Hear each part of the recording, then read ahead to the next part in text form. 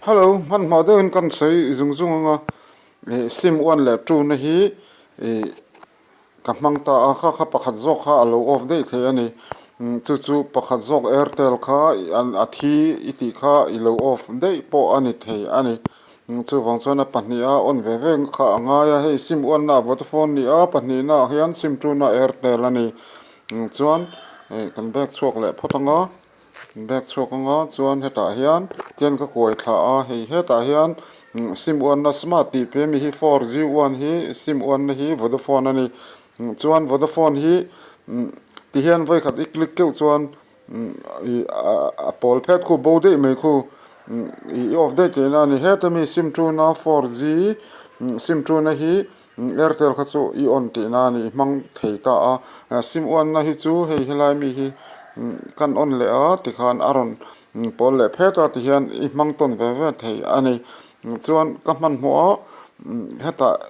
setting a hian kan lu tang he te setting ai lu tanga khan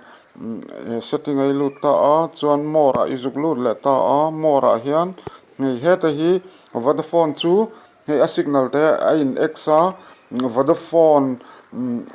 balance hi I mang lo ni khami net balance kha I mang lo a Airtel hi mobile data active fa Airtel I mang ta a ti hian sim one le two hi chu a in on ve ve ma se khata a data kha I man bi ka kha data nung ve ve ni a data kha Airtel data I Airtel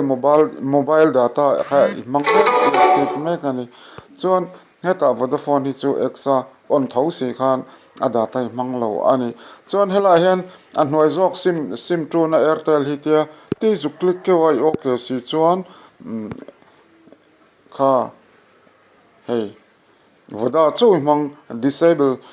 Airtel chi off date ani kha khai lo off date chuan anung lo ra rengang ti kha hriat anga chuan tia on tur ti khan I okay nga ti khan hei ti hian chuan hei Airtel hi tuna hian Vodafone hi default for call and SMS mobile data active tuna hian hei heta hian Vodafone hi a balance kha a mobile data kha ka mang mek ta a Airtel ro chu on tho si khan Airtel data a mobile data kha active lo ani ma se nung tho ani teng chuan